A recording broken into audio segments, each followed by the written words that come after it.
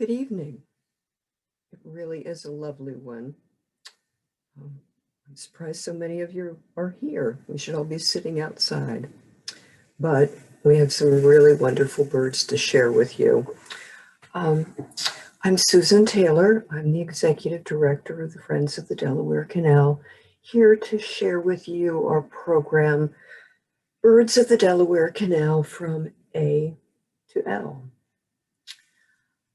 For years, when I was touting all the virtues of the Delaware Canal, one of my points was that there were over 90 species of birds to be found along the canal. But I was just sort of saying that because I read it somewhere. After putting together this program, I truly know that there are over 90 species of birds along the Delaware Canal. And so many that they wouldn't all fit in the one Zoom program. So next will be Birds of the Delaware Canal from M to Z. This program wouldn't be possible at all without the talents and generosity of our members, Carole Mebus, who I swear is magical, and more recently, Judy Krieger.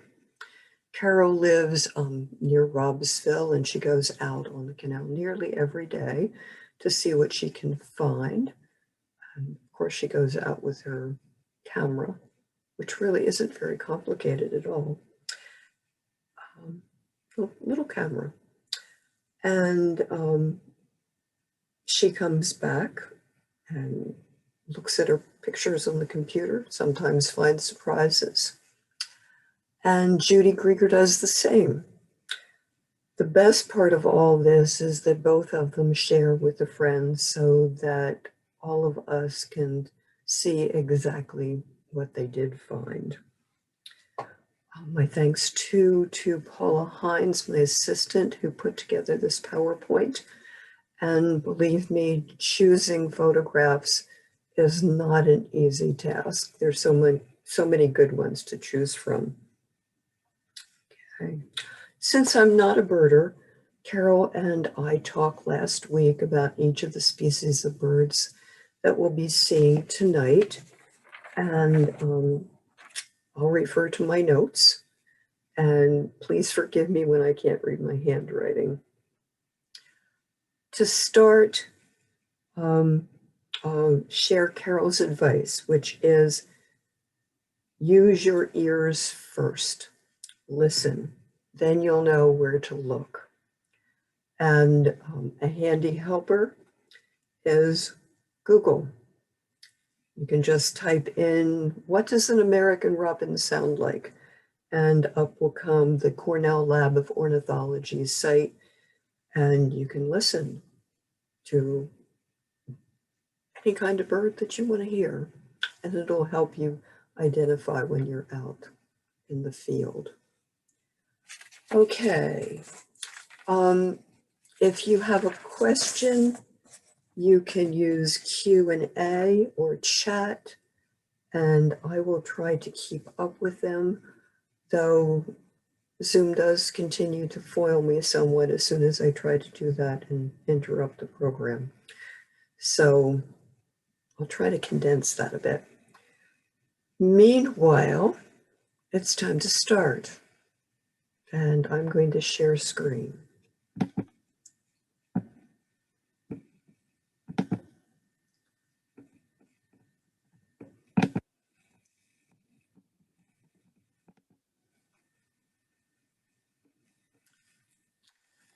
See, and it jumped right along. First of all, as the introduction, we have American robins having the best time playing in the water.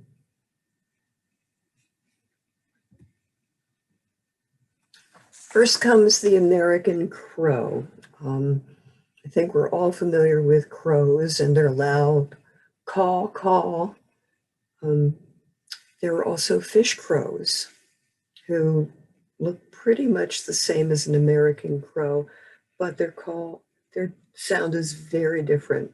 They say, gnaw, gnaw, N-A-W rather than call, call.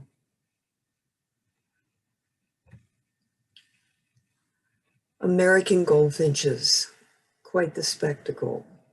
Um, the ones on the left are in the fields of Trocker's Farms, where they grow various kinds of flowers for cutting.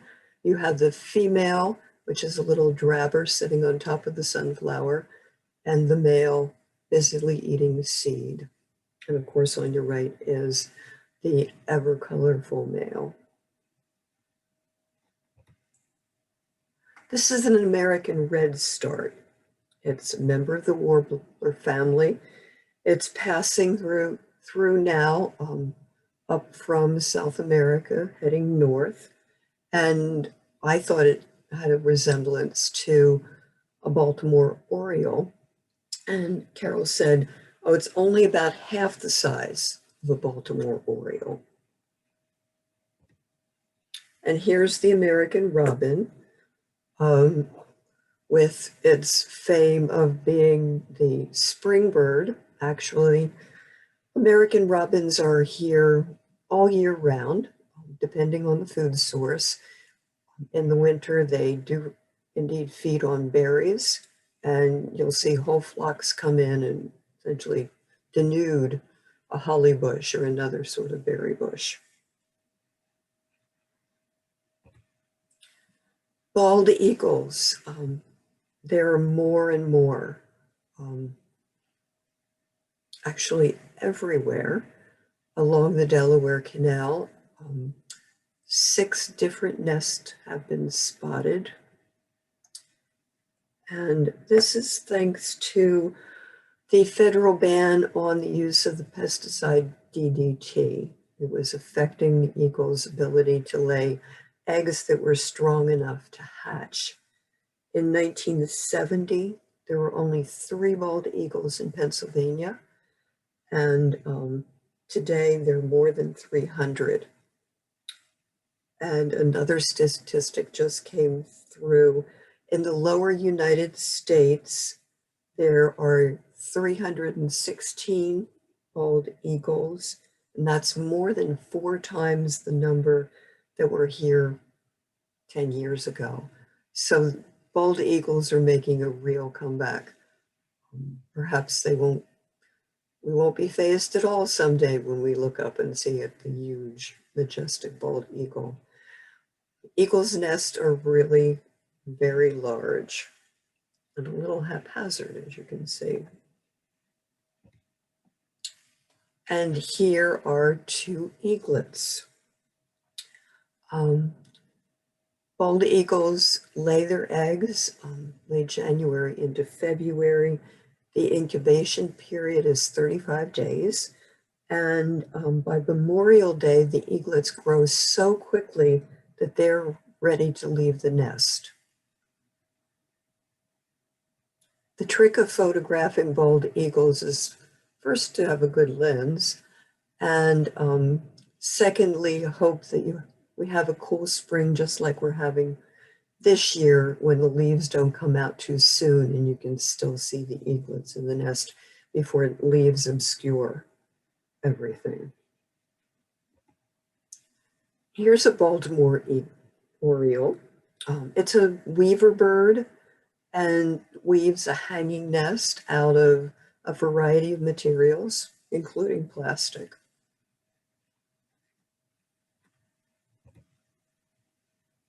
The barn swallow. I love their little winsome look. They're insect eaters and best known for their vigorous swooping.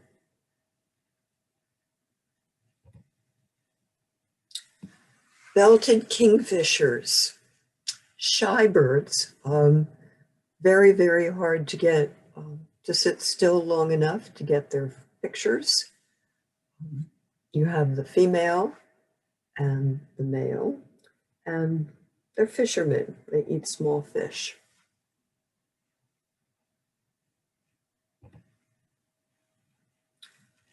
Here's a black and white warbler. And Again, the warblers winter over in Central America. They're neotropical migrants. And the black and white warbler is unusual in that it nests here rather than nesting farther north, and lays its nest on, builds its nest on the ground. It has a habit much like a nuthatch where it goes up and down trees.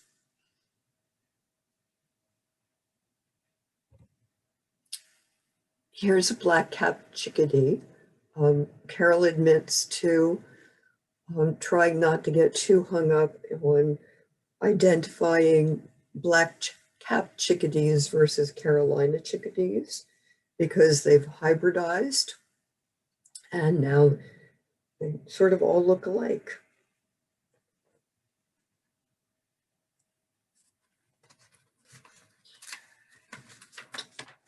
Turning my page. A black pall, again, is a warbler passing through.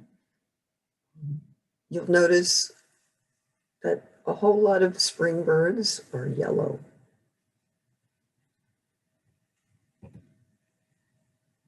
And a black-throated green warbler. And in this case, the name of the bird truly matches the bird's characteristics. Sometimes I find bird names absolutely mysterious because they seem to have no relationship to the bird itself. And of course, why it's green, that's a good question. Black vultures. Black vultures came to this area only about 10 years ago. They used to be a southern bird. And black vultures are different from turkey vultures in that they have a black head, not a red head. This is a very pretty subtle blue-gray gnatcatcher. They do indeed nest here, and they're a tiny bird with a long tail.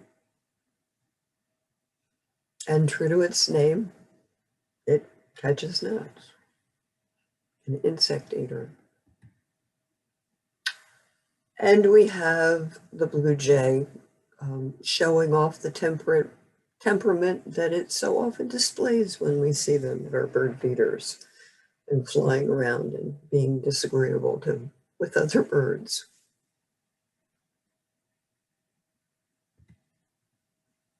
This is a blue-winged teal.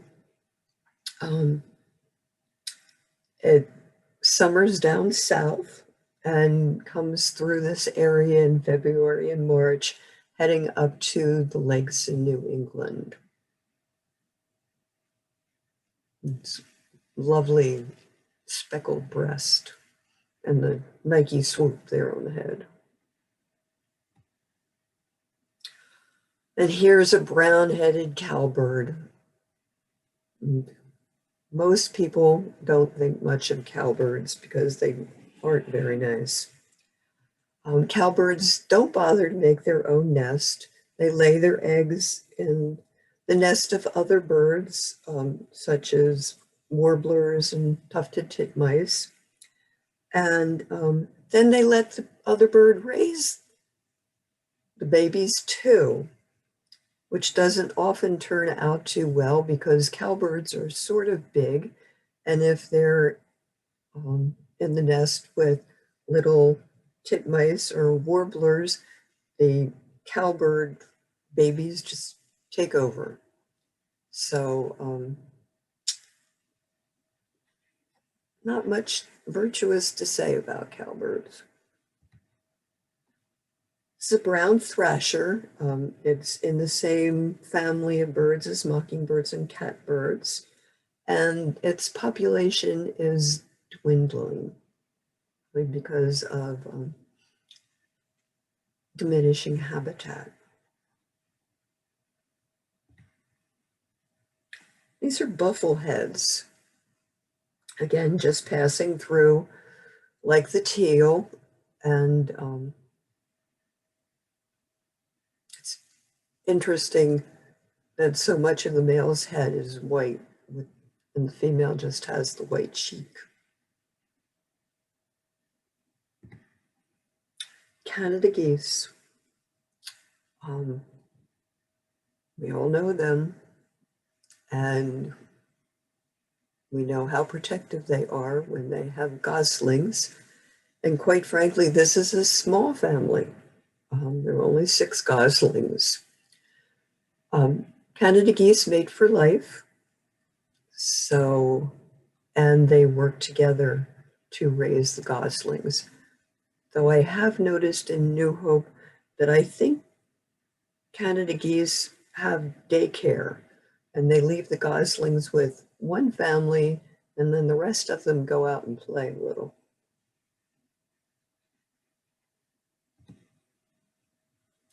This is a lovely little Carolina wren. It's here year-round, and its song sounds sort of like tea kettle, tea kettle. And it has a tasty morsel.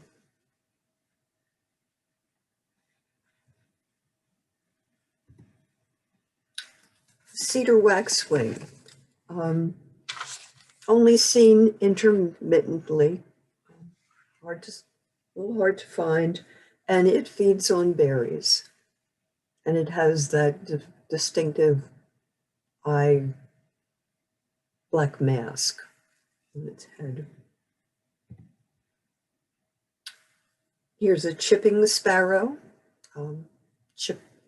chipping because that's what it sounds like, chip, chip, chip. Again, goes south in the winter and comes back. Common merganser. The mergansers are diving birds. Go down into the water, stay under, and emerge somewhere totally different. I'm sort of surprised how long they can stay under and how far they can travel. The female merganser, which you're seeing here, always has a bad hair day. And the babies are polka dotted. Very cute. You can see the little white polka dots on their back. And this is a male common merganser who isn't at all a help with the babies. Just lets mom do it all.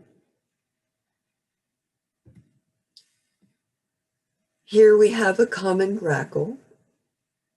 Personally, my least favorite birds, because they nest in our arborvitaes and make oil nests.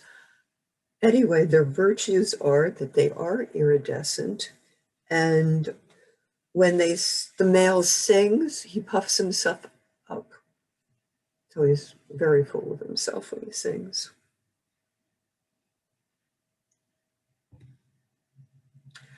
Common raven, again, a bird that just appeared around here in the last 10 years. And they were a Western bird that's moved east. You can find ravens at the Nakamixon Cliffs. There is a raven's nest there, and it's perfectly fine to look up to see them because they're not at all endangered. So go to the cliffs, look for a raven. They don't sound like crows, even though they may look like them. This lovely picture taken at the Giving Pond last week is of a common yellow throat, and it's sitting on autumn olive, which is an invasive plant. The common yellow throat, the common yellow throat is a warbler. It nests here and has a song, witchetty, witchetty, and it nests in fields and bushes. So might be working on a nest in this autumn olive. Cooper's hawks, well known for preying on birds at bird feeders, swooping right in. We had one this winter, made a big hole in the snow where obviously had come in and had a meal. The dark-eyed junco. It arrives here in October and stays for the winter, thus it's named the snowbird.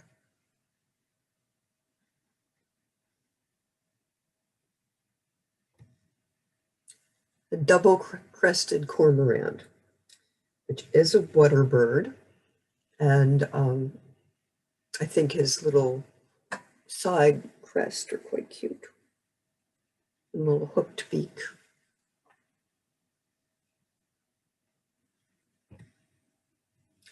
This is a downy woodpecker. There are many, many varieties of woodpeckers, and most of the time their name really doesn't adequately describe what they are. I mean, why is this guy particularly downy? And he is a guy in that he has that red spot on his head. Females have no red spot. The eastern bluebird, and this is Carole Mebus's very, very favorite bird.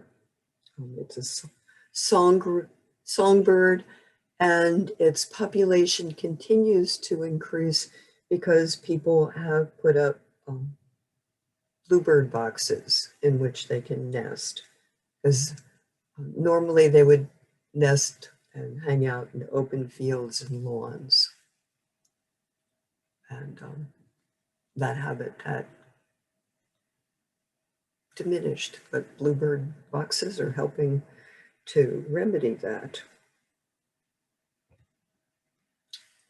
The eastern kingbird, one of a bird that Judy Krieger photographs quite often, is a member of the flycatcher family. And because he's a flycatcher, not here in winter because there's nothing to eat. And kingbirds like to hang around water.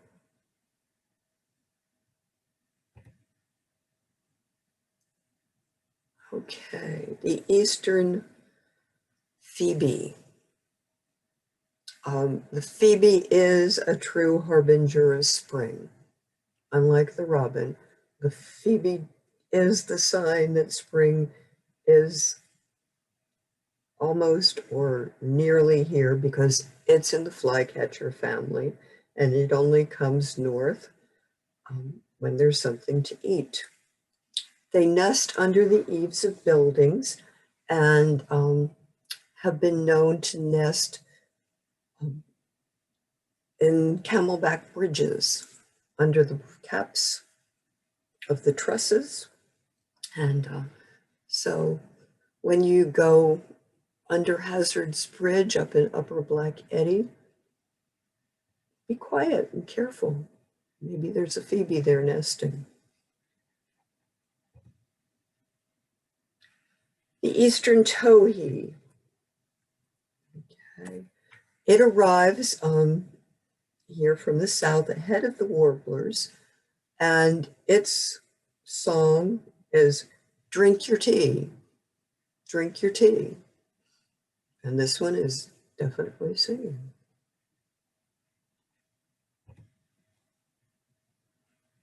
An eastern wood peewee, not tee-hee.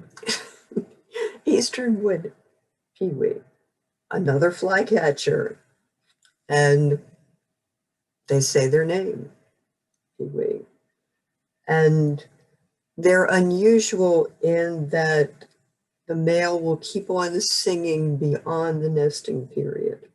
Most birds will stop singing then, but peewees keep right on going. A European starling. In North America, there are 200 million starlings. Before the early 1890s, there were none. They were imported from Europe. 100 were set loose in New York's Central Park, and by a group who wanted to make sure that America had every bird that Shakespeare mentioned in his works. Well, I guess we don't have to worry about that now. 200 million from 100.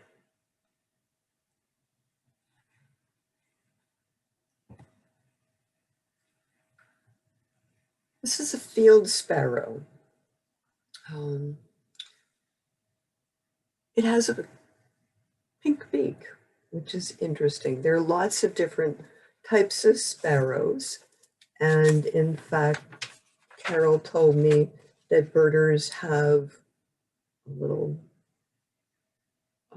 short way to refer to sparrows. They're LBJs for little brown jobs.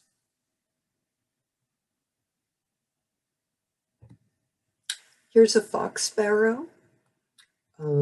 It's larger than other sparrows, striped, those wings, copper colored, and he scratches the ground with both feet.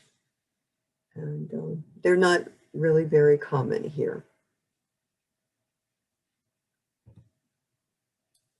A golden crowned kinglet, again, winsome little bird. It's tiny, they're smaller than chickadees, and are more commonly found north of here. And here's a catbird sitting on one of the 9/11 memorial benches. They're ubiquitous around here.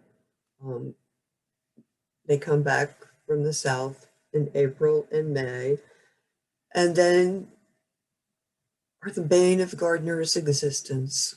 I distinctly remember having these lovely strawberries in the Lochtender's house garden in New Hope, and along came the catbird, and every day the catbird would come and not eat all the strawberry, nope, just peck a hole in each and every one of them, but had his treat. So when we talk about referring to people as being catbirds, well, they're mischievous. Here's a picture of a great blue heron along the canal. Herons can be found nearly everywhere along the canal. I chose this picture in that it shows the canal itself.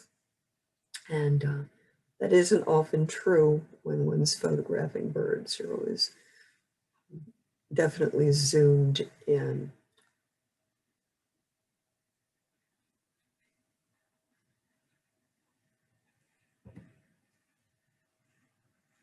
A great crested flycatcher. Again, it has that little crest at the top of its head. It's a largish bird, and it sits upright, waiting for insects to go by.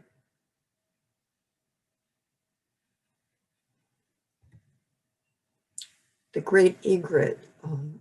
These pictures were taken by Judy Grieger down at the lagoon along the canal in the southern section of Washington Crossing Park.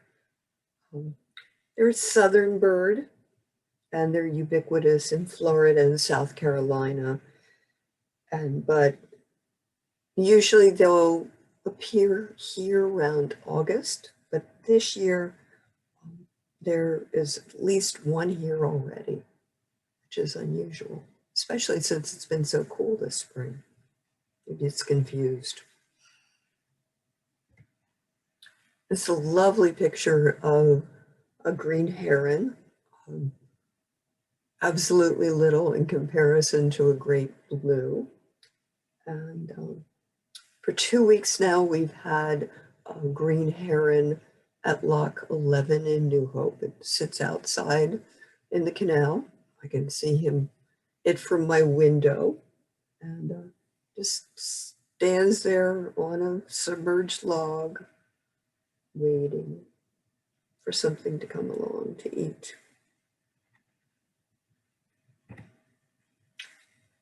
And here's a picture of a grumpy green heron, which I just couldn't resist. I mean, what a look. A hairy woodpecker, and it's slightly larger than a downy woodpecker. So why one is downy and the other hairy? Good question. Have to look it up on Google.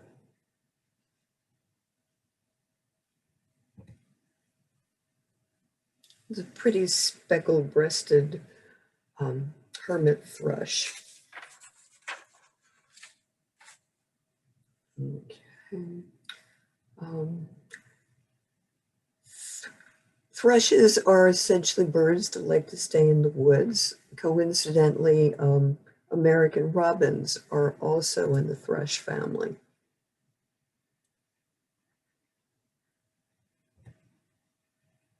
It's a hooded merganser, female. A little more of the bad hair day than a common merganser. And the diving water bird. Here are some house finches. These are all male, and house finches arrived here in cages from California and shipped to Long Island and have spread out and taken over.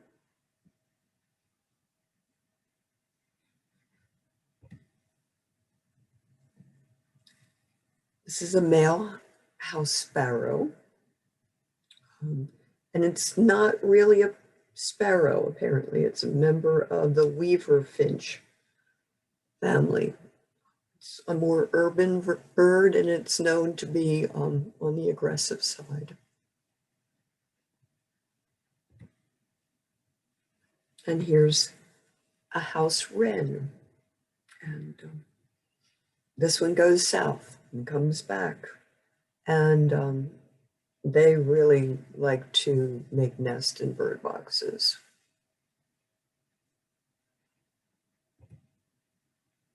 The indigo bunting, quite the sight to behold, though you need to be really sharp-eyed to actually see one.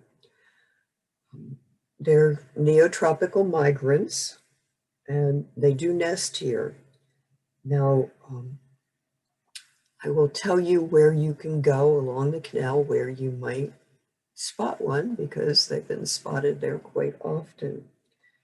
If one goes up to the section of canal between Eulerstown and Jugtown Hill Road, you go past a lot of fields, and indigo buntings like to nest and live in the fields. So that's where to go to see whether you can find one. Many of Carole's photographs of indigo buntings were taken right around Jugtown Hill Road. That's also where the Giving Pond is. So you have some water and some fields, so perfect place.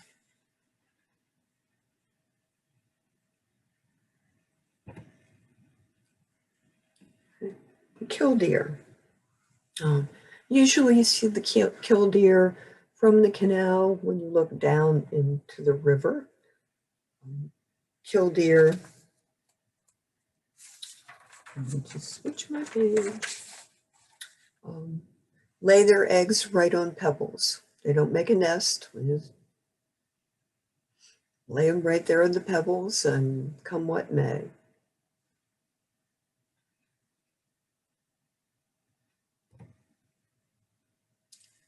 And this is a lesser scalp. Again, one of those water birds migrating through. Now this long-tailed duck was a real find. This spring, it spotted up in Easton at the forks of the Delaware Canal.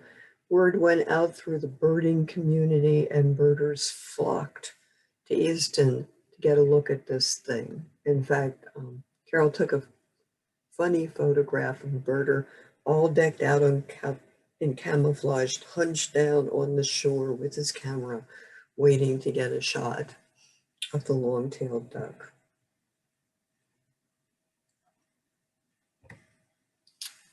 And last but not least, in the L's is the Louisiana water thrush. Again, it's a warbler. Okay, they get here a little earlier than the other ones. And water thrush because they're attracted to running water and little waterfalls. This one was spotted up by Gallows Run, where you have a lot of water coming down off the Nockamixon cliffs, and has sort of a bubbly song to go with that habit. So that's where we are with the birds. So grab your binoculars, grab your camera, try your luck, send us pictures of what you find.